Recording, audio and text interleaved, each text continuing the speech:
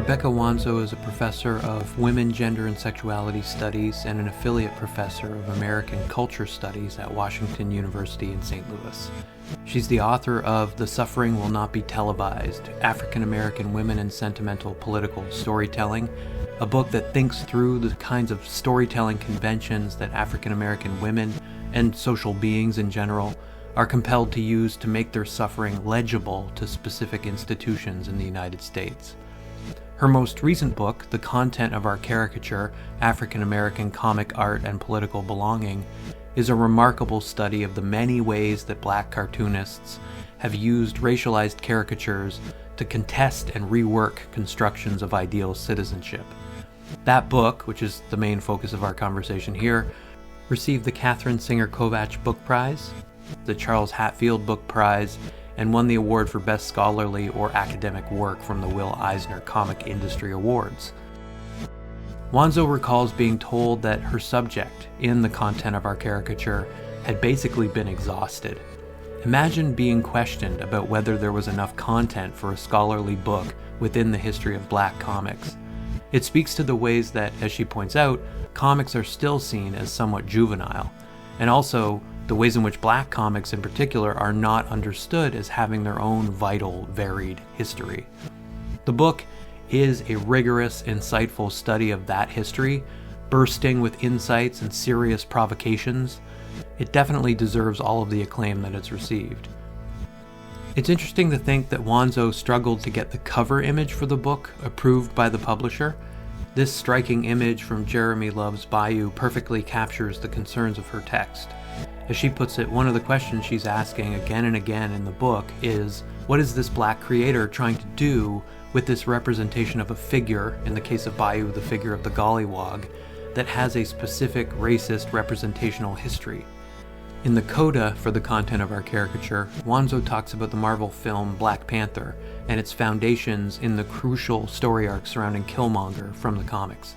She explains how the transformation and rehabilitation of Black Panther shows us how the history of representation and appropriation really is complex, and stresses that there is never, quote, a homogenous Black audience response.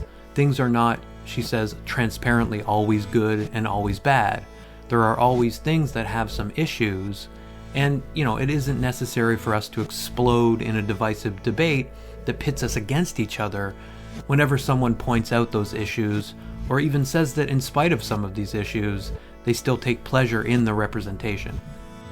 She argues that we really need to slow the process of interpretation and critical conversation down, and resist the tendency toward immediate condemnation. Cancel culture, as we've now titled it, is, in her words, subsuming so many different things that it's become a useless analytic tool. It's also a dizzyingly ironic title, given that those that frequently decry so-called cancel culture, namely those on the right, are at the vanguard of canceling huge parts of culture that they deem threatening. Wanzo explains that in the contemporary context we're seeing the right in particular, and maybe most powerfully in the United States, attacking not only critical race theory, but all of history and any discussion of discrimination. The dominant form that cancellation is taking today vilifies any media that, from Wanzo's perspective, quote, might make white heterosexual children from heteronormative families uncomfortable. She makes it clear that this push exposes the fact that these groups fundamentally don't care about people who are not this ideal child that they've decided is American. We talk about the ways that the mere presence of people who are not cisgendered and white in superhero stories still provokes strong reactions. Wanzo says that this spontaneous reaction to difference is deeply troubling, but it also shows the degree to which, quote, the space of representation is a big battleground, and it matters. It reveals all kinds of conflicts, she says, that we have culturally, and it's a space under which, quote, various politics around inclusion and the nation and political belonging play out. This is a really incredible book that you've written. The Content of Our Caricature, African American Comic Art and Political Belonging. I kind of wanted to start by just saying that title because, there's a lot even in the title. The choice of saying comic art, for example, I think is significant. One of the things you say early on in the book is that comics are still seen as infantile, and you're stressing this is comic art. So I don't know, like there's just so much about the book that I think is a useful corrective to certain tendencies within comic studies, and it rethinks comic literacy beyond, I guess, specifically the long-lasting influence of Scott McCloud, and that book, Understanding Comics. You explicitly reject his appeals to like universality in the book, and I wondered if you could speak to that in terms of like the book's stated goal of looking for ways of resisting what you call racist visual imperialism, which you say is like maybe harder to overcome than that racist imperialism that seeps into our language.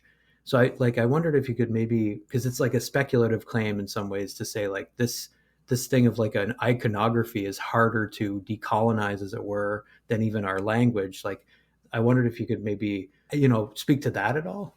Well, I don't know that I specifically say, because I'm very careful about hierarchies. Like comics Mm, is always this, or this is more than that. I mean, I do think that the visual is just as embedded as language, and that there is also a way that in certain kinds of forms, in media or genres, the revision of the visual is can be harder because foundationally the construction is often a negative stereotype or negative caricature, or by turns this sort of idealized caricature that other kinds of bodies can never catch up to, right, or can mm, never be like.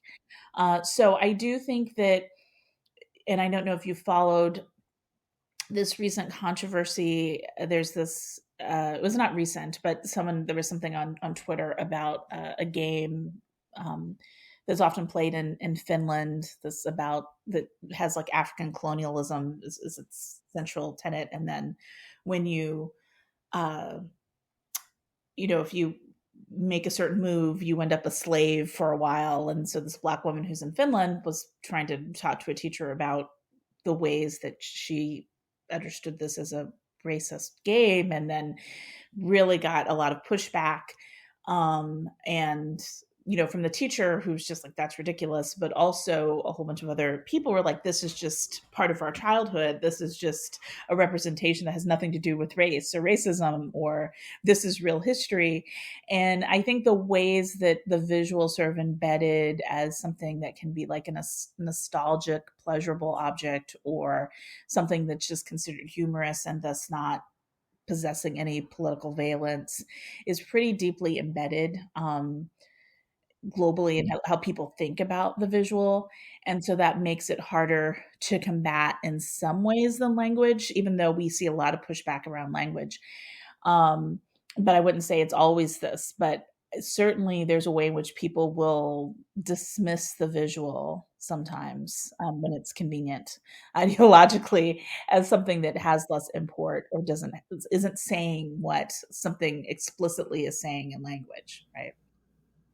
I hear you, and I think like there's tons of examples of that. Like I think of the play Slav, Slav, that got a lot of attention for focusing on the kind of like etymological roots of slavery, and depicting slavery with all white actors. That play got removed, got canceled. I Mhm. think about the ways in which Spike Lee responded to Tarantino making, as Lee put it, the history of slavery into a spaghetti western in Django Unchained, and how like that film was just an enormous success, Tarantino's most successful film, and largely because, as if I'm reading it correctly, there's this way in which people are really defensive of their pleasure, right? Like, and don't necessarily want to ask like, why am I laughing at this hyper real violence?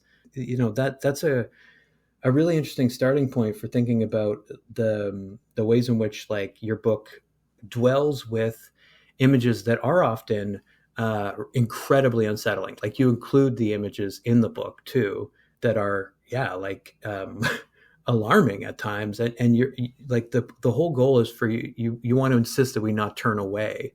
And so I definitely want to come back to that. But like, I guess just practically in terms of research, I'm curious, or I was curious when I was reading the book about how you just located these notoriously ephemeral books, how you got into the study of this. What maybe like what were particularly obscure or hard to find strips, because you note that there are times when Black artists are not really included necessarily in comic art, especially at times where you might expect them to be the most included, like during the underground comic scene. Well, my first job was at Ohio State University, which has the biggest archive of comics and cartoon related material in the world. So that was a big Okay. help. And so even when I left, since I'm from Ohio, when I would go home for the holidays or something, I'd say, hey, I did just email the curators, I'm coming, going to look at some things. And then they often would have stuff that they hadn't even cataloged yet. And so one thing I would say is about a lot of the stuff I'm looking at, I mean, there's a blend of the familiar, um, to various audiences. Like there's some things like Kyle Baker's Nat Turner that's been often written about. Mm-hmm. Certainly people know who Ollie Harrington is in certain fields. Like I think in Black visual culture is one of the few cartoonists people know. Aaron Magruder in the Boondocks, obviously very familiar. Sort of superhero comics is sort of a very common research interest. So the people who knew Black superhero comics know those things. And what I want to make clear about my book is that obviously part of what I'm thinking about are representations that can be considered stereotypical, um, or racist, and Black, that are produced by Black folks, like, and why they might choose to deploy them. Mm-hmm. To go back to Django Unchained, which was Tarantino's film, but there were some collaborations, with some Black folks, and I have various issues with that, with Tarantino's project in general in terms of race. But I do think it's important to note that film as something that there are a lot of Black people who love that film, and there's some Black people who don't. Like there's not a Mm-hmm. homogenous response, and that's why I'm trying to get people to think through, when they see a representation that is a caricature, what is it that people are trying to do with it? It's not always for racist purposes. And sometimes it even could be for anti-racist purposes, but we might still see that there's something troubling about it. And maybe sometimes the thing that's troubling about it is the point. But to really sort of practice, better literacy, media literacy, and interpretive skills in terms of how we encounter them. But back to finding them, the things that are sort of less familiar. I mean, I think there are very few works that some people had never seen, except maybe a few of the editorial cartoons. I think Sam Millay, who was a editorial cartoonist for the Pittsburgh Courier. I was able to have some of his original art because it was donated to the Billy Ireland. But he also lost a lot of work in the fire, so I used some stuff from ProQuest. So there's some people who don't know his work. The underground comics, I mean, there were people who are more familiar with, say, Larry Fuller and Grass Green because they have these superhero comics, which honestly were less interesting to me than their underground work. And so no one had really substantively written about White Horror Funnies, which I'd written about. There's been a little work on Grass Green, but not much. But yeah, I found those works in the Ireland, and I bought some online. So the archive and archivists are your best friends on this front. Like they'll point you toward Sure. things that are important. Um, but in comic circles, there are people that there's certainly a lot of people I'm writing about that people know. But for a general audience, I think that people who are just generally interested in Black visual culture or might be interested in comics but don't really know much about Black comics. I was often told, like some people would say, well, oh, something's been done about this because there are other books about Black comics. I'm like, not my argument. Or is there really enough to write a whole book on comics? I heard that multiple times. Hmm. So, or on Black comics, or once in a fellowship proposal I got, is comics worth a book? So it's, Ouch. yeah. So it's like, I think it was worth a book. We're worth many books. There are a lot of books on Yeah. comics. So get over yourself, reader, whoever you were. Um, but it's, so there's a combination of things that are familiar to certain audiences and then unfamiliar to others, even some artists, some audiences that are comic scholars.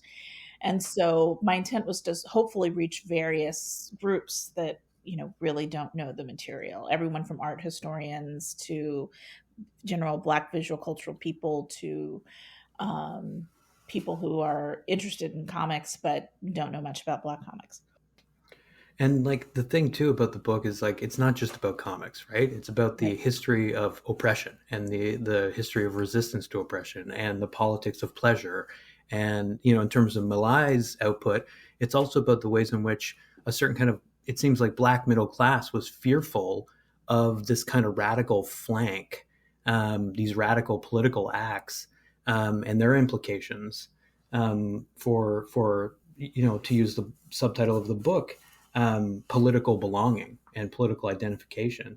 Like it's all of these things, and comics is the kind of ground, the kind of springboard for thinking about those things. And I like that you sort of gesture to the fact that one of the major insights of the book is this idea that we need to maybe foreground the reader's desires and the gaze, in terms of like actually decoding these images accurately, or capaciously. And so there's this like willingness to be open to, for that reason, the so-called negative, or images that you concede could potentially re-traumatize. These comics are so often these visceral, carnal, like expressions. And in particular, I mean, like the image on the cover just really grabs the reader to begin with. And unfortunately, the source slips my mind, but it's like you spend a lot of time thinking about the figure of the gollywog, which is this part of sort of like racist popular culture that you explore in detail and say, like, this is symbolic of intra-racial violence and its complex sources in like white colonial violence. The text says it shows like so much in terms of it theorizes it as a weaving of time and space in comics. You say it's like the gollywog in these images is about not being determined by the past. I wondered if you could like elaborate on that a little bit more in relationship to like that section of the book's specific discussion of the gutter as a rich site of analysis when closely reading comics. I think that's not necessarily well understood either. So that comes from Jeremy Love's Bayou. Right. And he's actually finishing it. There were 2 volumes initially, and he's doing a 3rd volume. And so hopefully it'll um, come out maybe sometime next year. But he's been working on the 3rd and final volume, and it'll be back in print, which I'm thrilled by. Mm-hmm. And I was thrilled to be able to use it on the cover. It really captured to me what I think my book was doing, about our relationship to um, histories of racial representation, and racial violence and histories, racist histories, and what the comics medium might be able to do in relation to it. Those pages in Bayou. And I actually struggled a bit to get it approved by my publisher for the cover because they were a little uncomfortable with the image. And some people are like they're really uncomfortable with the image, but I think it's a perfect cover. And yeah, I to go back also to what you said in relationship to thinking about the gutter, I am interested in reader desire, but I actually don't understand myself as saying, well, it's like idiosyncratic reading practices or individual reading practices or what matters in interpretation. I actually understand myself as really trying to encourage people to think about form. That I think that actually people will have like these immediate reactions to representations that we can understand, but there can also be a formalist approach to thinking about these representations about whether or not they're actually injurious, um, just consistently across time and every space, depending on what the Black creators are trying to do with it. So people would be like, why are you replicating a gollywog? Well, what is this Black creator trying to do with Mm-hmm. this representation that has this horrible, negative, uh, racist representational history? And a lot of it is, in the comics medium, is in thinking about how time works. And There's a lot of discussion in comics about temporality as being central to it. And I'm really interested in what happens when you think about temporality and identity and interpretation. So what happens if we understand the gutter, as we always have, is this in comic studies, is this place that's indicating, the passage of time. Comic readers, have to be active in certain ways to sort of move towards closure in the McLeod language. But what if we understand the gutter when we have what I call an identity hermeneutic, or we're using identity as a way of reading form? We think about, okay, identity is telling us something about how time is working, right? It's telling us that the past, the present, the future are here at the same time, in general in comics on a page, but with identity, it can also help us think about the content of the past and the present, the future. When people want to tell you the past is somewhere else, like what happens if we understand ourselves as living with the past and the possibility of the future at the same time in the present, and thinking about things like racist histories and how the comics page lends itself to that, given the gutter. So I think that Bayou does a beautiful job in that section of the comic that helps us think about that. I think so too. And like, it's about the kind of enduring power of these images and how often they exceed that reductive reading. And so, yeah, thinking about form first and deciding whether something's injurious, thinking about this like active reading process that comics readers are performing, it takes us away from a certain relationship to this kind of visual imperialism that wants to kind of like freeze images in time. And you talk a lot about that kind of freezing effect, especially in relationship to Martin Luther King Jr. The way that he's represented in the kind of American popular imaginary as a celebration of waiting and civility, and he's like frozen in that state. This is something that, yeah, like is characteristic, especially of this kind of nefarious repurposing of King by the Republican right, and reducing him to one phrase that you dwell with at length. This notion of the content of our character, that's been used by the GOP as a way of arguing against the restless and unsettled relationship to history that is often reduced on the right to like critical race theory, right? Like King has been reappropriated and co-opted by conservatives as a way of sort of like claiming a certain kind of rabid neoliberal individualism or something. Mm-hmm. And you explicitly present Ho Chi Anderson's depiction of King's life in opposition to that kind of freezing effect. And I guess like it's a way of kind of asking you to expand on this idea that comics can helpfully get us to avoid a certain like idealization that can be used for all kinds of different political purposes, right? Like that iconography of idealization is exactly not what I guess Anderson is doing in King, right? And I guess like in thinking about this idea of King being reduced to this one like soundbite, I wondered if you could like expand on how that is linked to the ways that your book, in emphasizing the content of our caricature, is trying to kind of move us into a discussion of like the indeterminacy of these images, right? Like the fact that they are constantly reproduced through representation rather than fixed at one moment in time.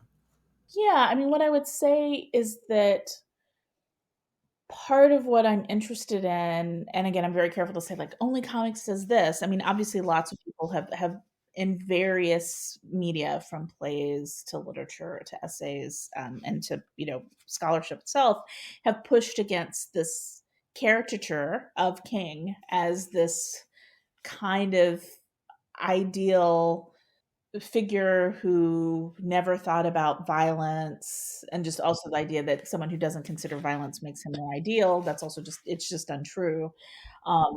He had a gun because he was worried about people coming after his family. That and is always about being patient, etc. And that, and I, living in St. Louis, I'm we're 15 minutes from Ferguson, so this is where the protests were in the city, as well as Ferguson itself. And that it's I heard so many times what we really from various white people's like, what we really need right now is a Martin Luther King, and it's like, really, that's what you feel is needed for these protests. Mm-hmm. I actually think that people are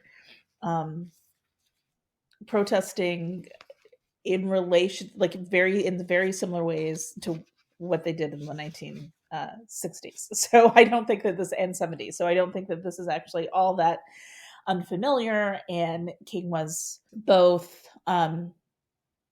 engaged or involved in some of these protests that you might consider less savory, but also like blamed for when there were protests that had property destruction, which I sort of also point out in the book.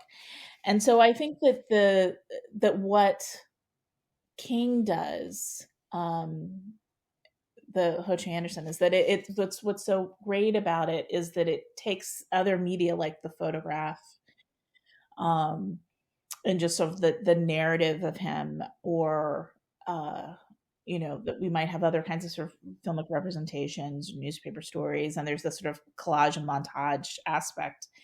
And then he plays with form a little bit to call attention to the constructedness of King. So it's you do get a sense of stillness when you're looking at it, but the stillness is defamiliarized in a bit. So I do think there's something really specific in contributing to the sort of resisting the hagiography of King. He was a great man, obviously, and so essential for us, our political history. But he contributes to this means of like adding complexity to who he was as a person, in this really rich documentary inflected way, while playing with the idea of the document, the truth and the flatness of sort of the black and white documentary and representations of who he was and how he's just like plucked, like moments are plucked. So I think it's just really, it just contributes to a whole bunch of work that's doing this, but there is something about what he's doing as an artist that I think is really worth taking up in terms of what he can do visually to push against it, in ways that maybe some other medium don't always do. Yeah, I see that for sure. Like there's something about his specific, like I think he uses these 6 panel grids, but and you point out that often characters are sort of like facing you down. There's this confrontational quality, like this vibrating intensity to the form. There's an intensity there that, HBO released, I think a few years ago, a documentary about King called King in the Wilderness. Mm. That's similarly an attempt to kind of like restore a different relationship of complexity to King's legacy. So I again, like your book kind of comes back to this taking pleasure almost in indeterminacy itself, like just trying to inject a level of complexity into these like established narratives. You talk about Frederick Douglass extolling a certain kind of heroic violence. I didn't know personally that was part of Douglass's story, that rising up against this slave owner Covey was this defining moment. Like that's just not necessarily something that's talked about frequently because it's difficult. And similarly, like I mentioned Malai, like there's this fear of radical acts in his editorial cartoons. And I mean, that persists to this day. Like you're talking about Ferguson as this moment where the level, like the threshold for political violence is met in like popular discourse. We get that here in Nova Scotia as well. One of my colleagues here at Mount St. Vincent University, L. Jones, was depicted on this like notorious right-wing magazine as in this kind of like racist caricature, because she is, an activist, because she is, advocating for defunding the police. She's raising issues in ways that are seen as uncivil. And so Frank Magazine's response was to, employ this racist caricature to dismiss her. Mm-hmm. You talk in the book about how the very notion of stereotype comes from the like technology of print itself. And so like, it's just interesting to think about how comic artists, as like a way that newspapers were originally sold in some ways, are, again, like injecting a certain complexity into that. It can obviously go in a variety of different ways. There's no like deterministic quality to it by any means. it's all about this kind of this kind of intensity that comic art can potentially have. Not to like idealize it as a form, but when you talk about Kyle Baker's Nat Turner, you talk about the like defying the privileging of violent resistance, and how the specificity of that story kind of defies a generic horror. It's not about that kind of simplistic relationship to violence, which I see is so valuable. And I wonder if it's mentioned only briefly, but there's this like distinction that you make in some ways in the book between what Anderson is doing in King, for example, and the sort of cinematic dynamism of John Lewis and Nate Powell's March. Like March is a book that is primarily celebrating just the power of speech and these interventions of like public oration and so on. Did you think about writing about March at all? What was your kind of attitude toward that book, which is so unbelievably successful? It's become a kind of educational resource in so many places. Well, I mean, it wasn't a book I would include because the negative caricature, the grotesque, the stereotype isn't the aesthetic mode that Right. is used in that book for because and I think that that's sort of getting that across in terms of people expect like you should talk about Jackie Orms or why are there not more Black women. I mean, it's the book is really focused on people who are using a kind of aesthetic or playing with caricature in a way that I think is would be useful to think about, but there are lots of people who use other kinds of forms. So March is a traditionally, I think, sort of celebratory sort of life narrative, Yeah, about, feels like a biopic. Yeah. yeah, so rights, civil rights narrative. So which I wouldn't say it's not only about speech, but it is, um, it's this life narrative of an activist, right? And Mm-hmm. so, and I think that it does a lot of really important work. It's really useful pedagogically. I've been trying to pay attention to see where they're trying to ban it because Sure. I mean that's the thing about like the right. It's not really critical race theory I mean they're supposedly coming after that. They're really just coming after history in the US. Like they're coming after Yeah. history. Like history or any discussion of discrimination, and comics are often a target of it. So, I mean, things like Class Act, which, they're saying it's teaching critical race theory just because it's about a Black child in a predominantly white school, and they're saying it's critical race theory. Like, it's really, Mm-hmm. there's really some repugnant book banning going on right now in this country. Um, so, I mean, yeah, I didn't talk about March because it's just working in a mode that was less the focus of my book. Mm-hmm.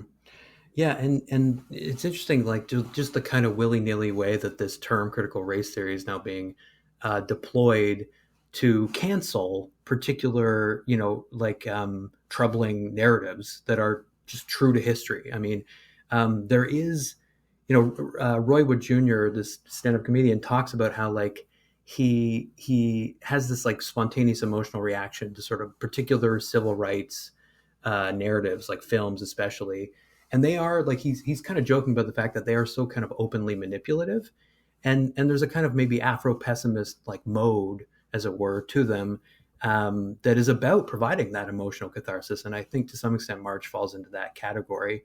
It aspires to that sort of filmic quality, but it is problematic in ways that like your book only gestures to. Like you talk about the depiction of the damaged bodies of slaves, and how those images suggest that they remain in place, again, kind of freezing them as this kind of, somehow a part of the past that can be assimilated, that is easier somehow to dwell with than these books that are more about the kind of persistence of that violence into the present.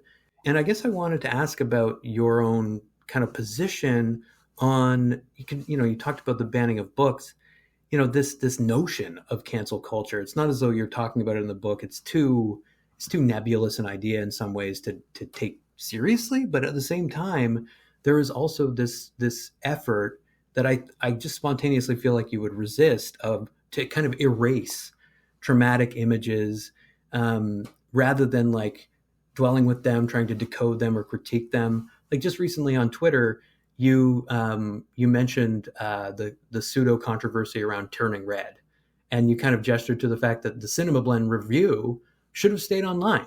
So like in terms of your feelings toward this culture, as it were, of cancellation, do you take like Roxane Gay's point that this is really about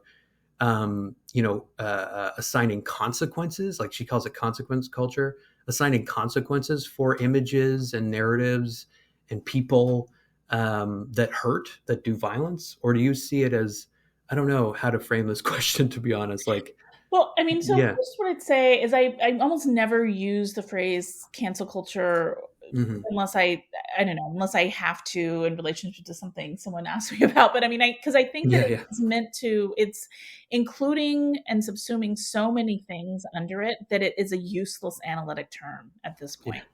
point. So on one hand, there's the way in which cancel culture, quote unquote, is used to talk about people who've done things like rape people, and then they lose their brand or maybe their job, like that. Hmm.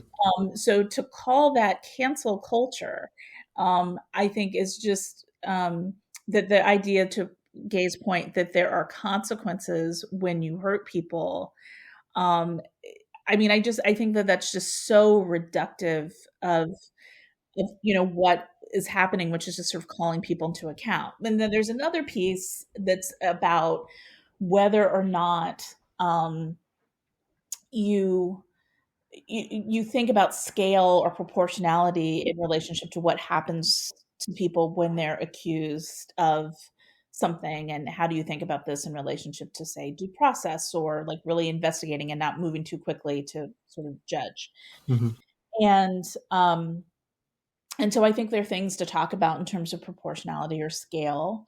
I think that there's this narrative that it's some kind of progressives are always canceling, when in fact what we know is that the right um, often will call for the firing of people, and it's resulted in the firing of people if they do things like defend Palestinians, right? So Hmm. I mean, I think that there's a narrative about um, the elimination of people from the public sphere that has absolutely no nuance right now. Hmm. Now, in terms of images, representation, so from Dr. Seuss, the site of the Dr. Seuss was canceled.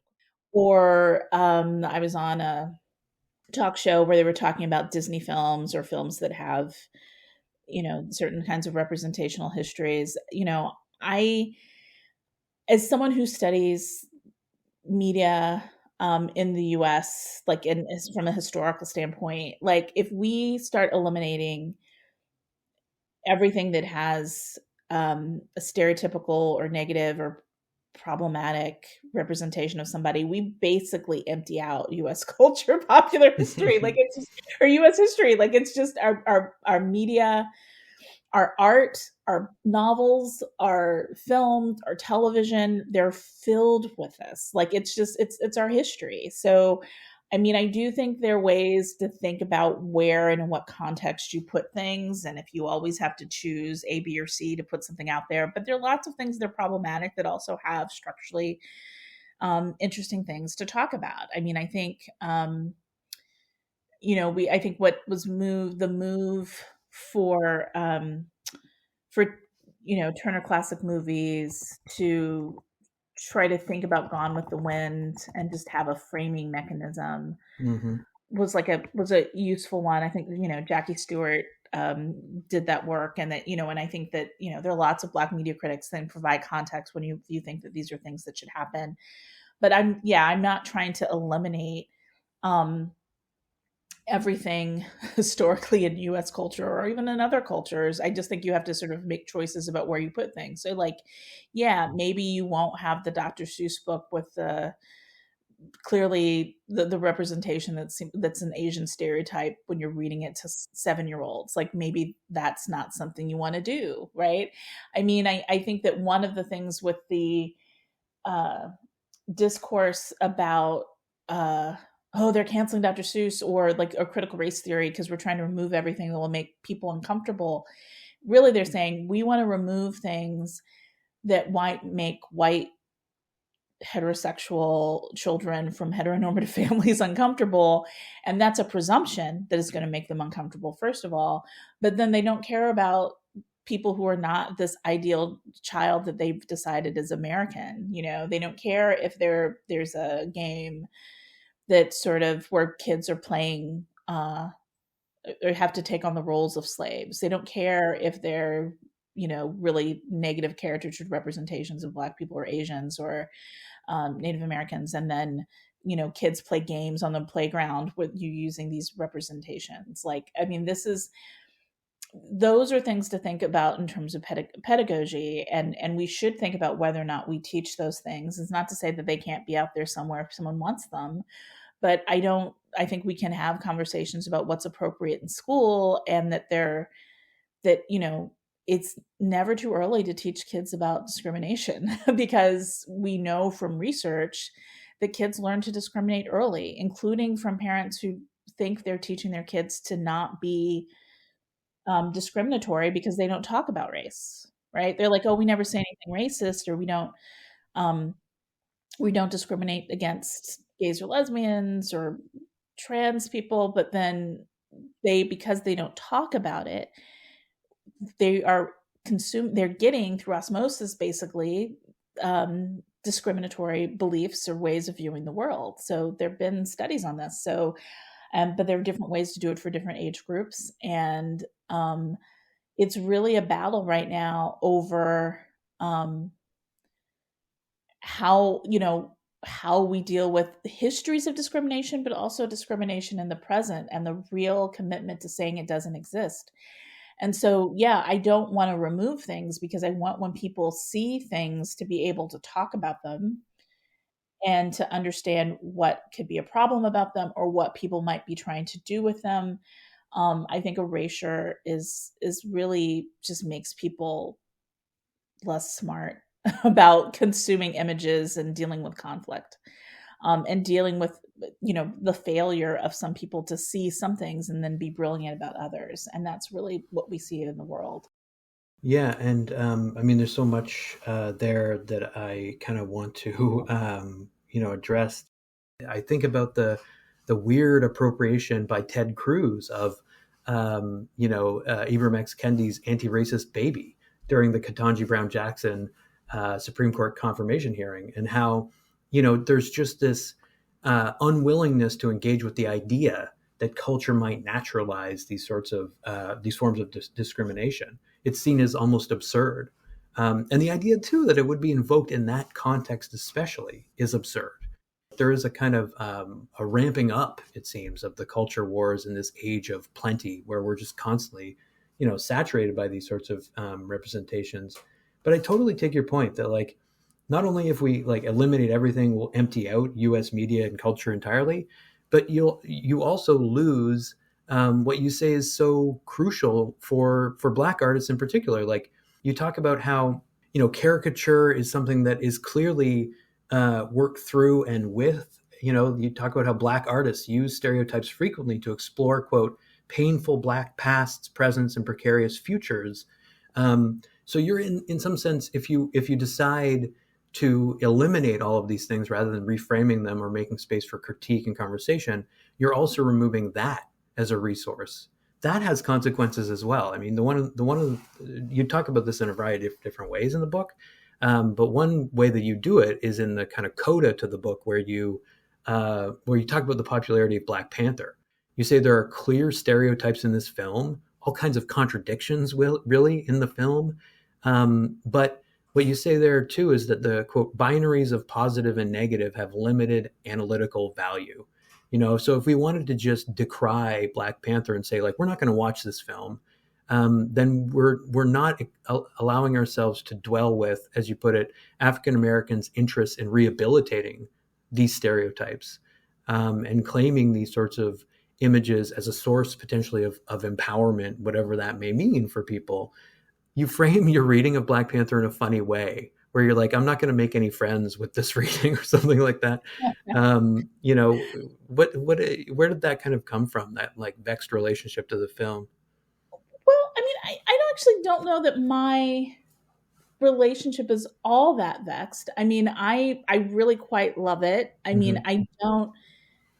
I don't think of it as, let's say, I think my sort of framing is that I'm not saying that it's necessarily peak blackness, as some people said, or that it's the, Mm. there's never been anything for Black popular culture like this ever in life. And also the sort of claim about Black people's creative origins, like the origins of something being the thing that will always make something most Black, right? I mean, I think that Black Panther's genealogy is so fascinating in what I understand is a pretty problematic introduction of the character. Um, and the sort of Jungle Comics sort of early origins and how he interacted with the Fantastic Four and, in a way that's pretty apolitical.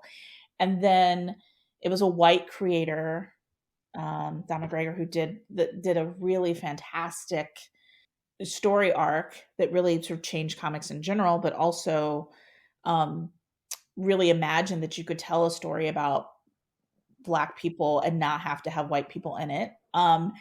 And then and that story arc with Killmonger really informed Black Panther, and then was like constantly revised. And then there's a lot of like the revisions that Black creators did down the line. Mm-hmm. And so this idea that all kinds of people can participate in the transformation or rehabilitation of histories of Black representations, and that we don't have to have an essentialist sort of understanding of it, of who can create things for Black people, but also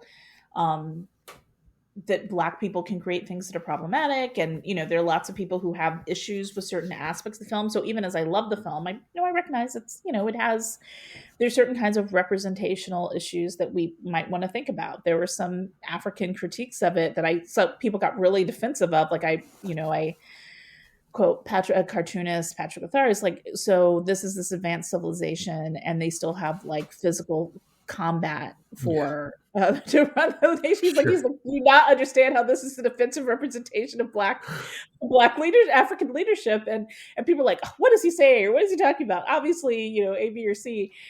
I said, like, they're like, who's this guy? It's like, well, maybe we can think about this. But we also know lots of Africans loved Black Panther, right? So there's not a homogenous Black audience response. Things are not transparently always good or always bad. There are always things that have some issues, and you don't have to sort of totally condemn people when they point them out. You can just say, oh, I see that, and I still love it for these reasons. Or maybe you might have some critiques about people's critiques, about how they're just like not well reasoned, and you can have conversations about it. Like, I mean, I think that there is a trend that has been heightened by social media of, the hot take and the lack of careful consideration. And, there is also research on this, that like the sort of social media conversations don't bring you closer to clarity. It just further, at least in terms of a meeting common ground, it further solidifies people's positions that they already have, right? That social media is not actually good for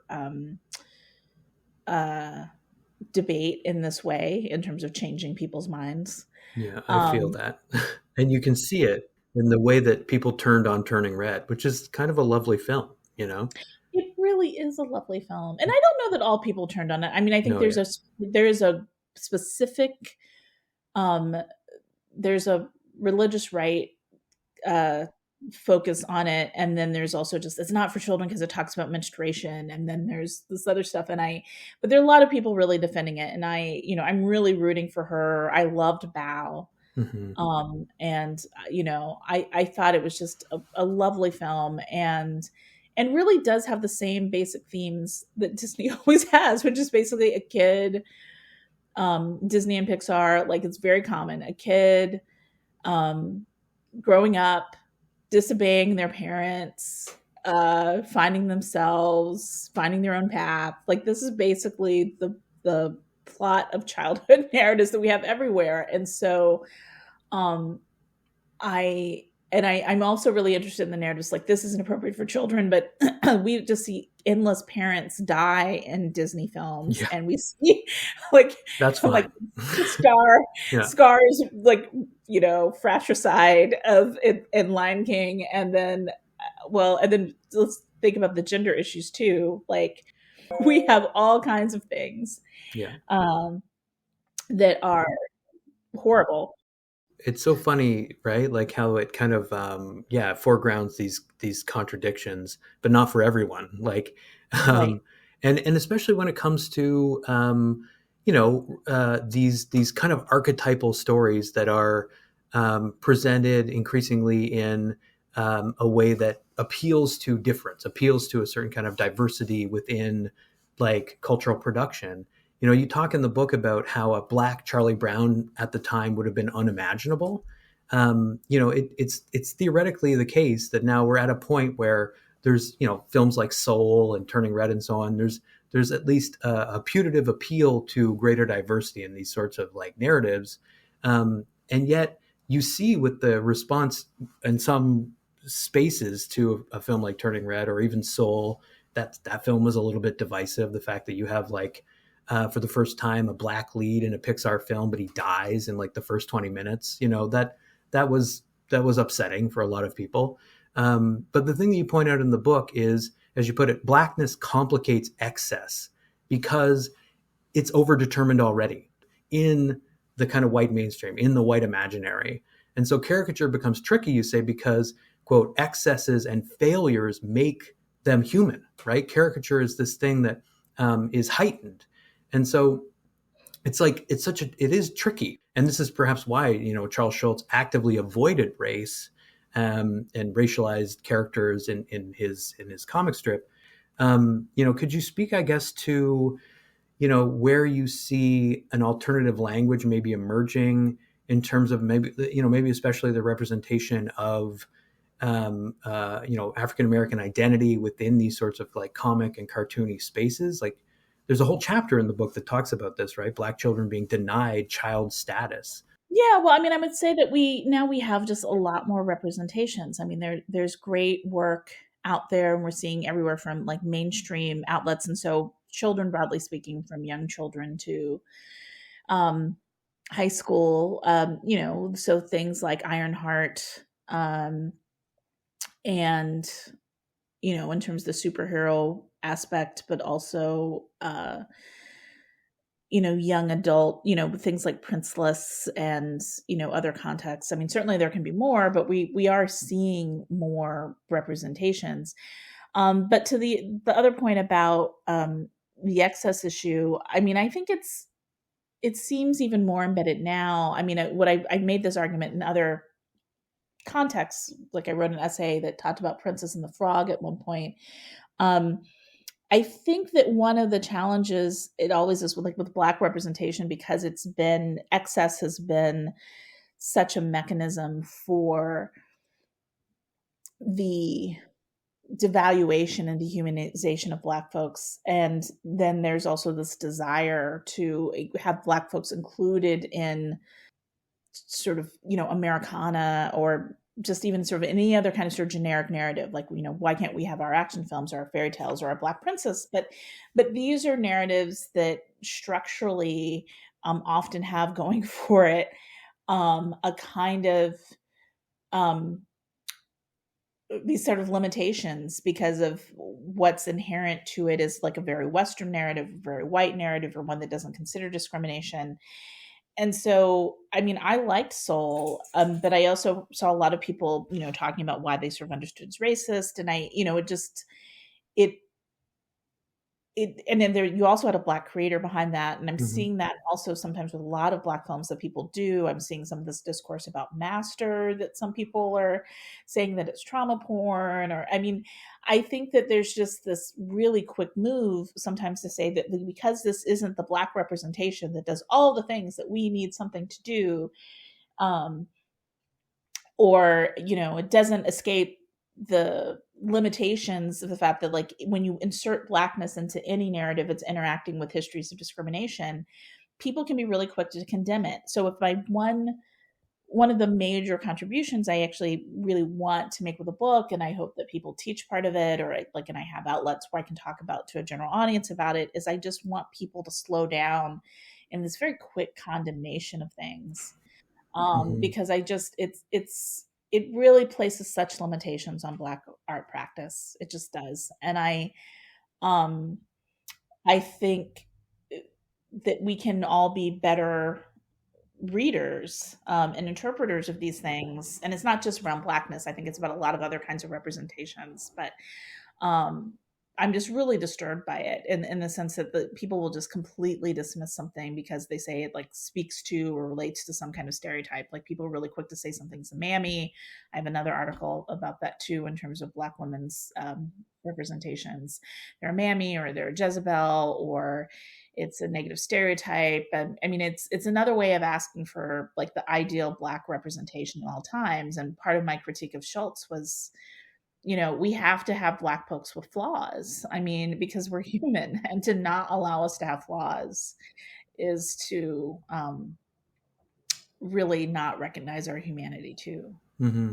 It's like almost a return to this notion in W.E.B. Du Bois of Black propaganda as the aspiration that, all Black art should, I guess, have, right? Like this idea that it ought to be marketing a kind of ideal Blackness or something.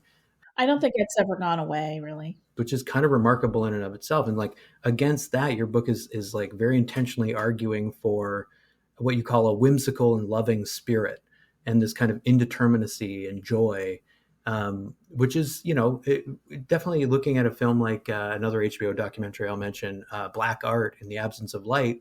That's what so many of these artists are trying to push forward is this specific sort of a kind of almost confrontational playfulness, right? Like, so Kara Walker's massive sugar sphinx, for example, that like the documentary suggests white audiences will go and view and feel is kind of fun and even silly and grandiose, but Black audiences will experience as a site of pain. The Black audiences also experience some of it as fun. I don't know if you saw the video that she did. She intentionally did this. Like I only saw the snippet because it was sold, I think, but when it was she was recording people's responses, and there were also a lot of the people she put on the video were Black people sort of being playful with the sculpture. So, I think there is just this essentialism about Black response that I really want to push back against, about like what the sort of appropriate Black response is, or you lose your Black card. Like, I think that there's that it's really a gross oversimplification about, Black identity, Black interpretive practice. I think that we can be better about that. Yeah. And I'm still obviously learning. I'm reproducing some of these like same ideas, right? It's such a kind of easy slippage. But your book does model that kind of just trying to go in a different direction. As you say, slowing down, resisting either just blanket condemnation or maybe this defensive celebration even. A film like Moonlight, for example, wins the Best Picture Oscar and suddenly is invulnerable to these criticisms that call it a certain kind of poverty porn or reproducing a certain kind of Black pathology in the film. It can be all of these things, right? It can be kind of messier than we allow it to be. I'll just thank you for making the time again. It's a book that is incredibly, intensely, unrelentingly critical. It's about just trying to be engaged. I was thinking a lot about, and I don't know if this is worth asking you as the last question, but I was thinking, there could be a coda to the coda that talks about this Disney Plus show, Falcon and the Winter Soldier, because Falcon becomes Captain America in that series. Spoiler alert, right? And does so actively thinking about his role as an icon versus his position as a Black man in America. Have you seen that film, that series, and what were your thoughts on that? Of course.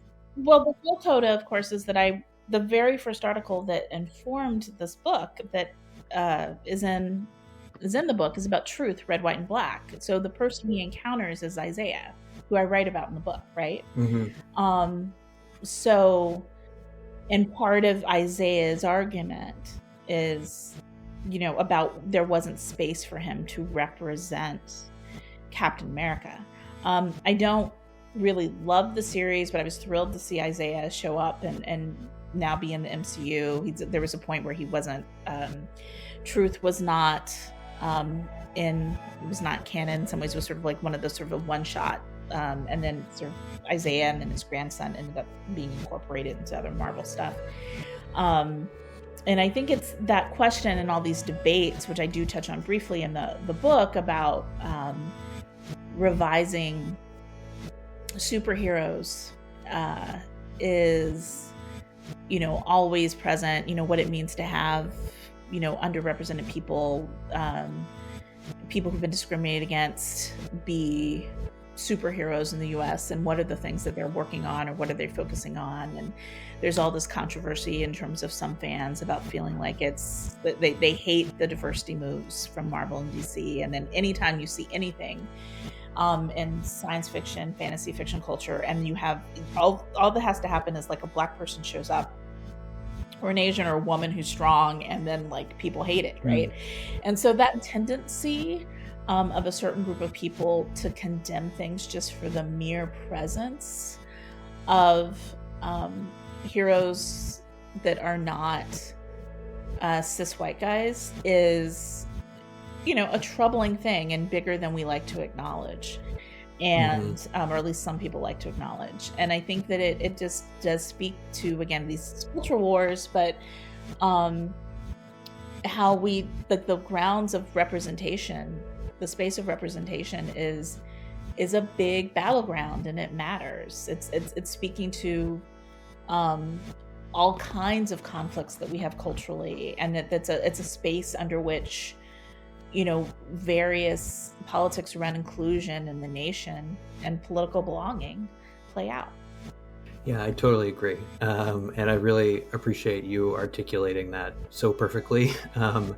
It empowers those that do take these things seriously to keep going and say, like, this is not just frivolous fun. It is that too.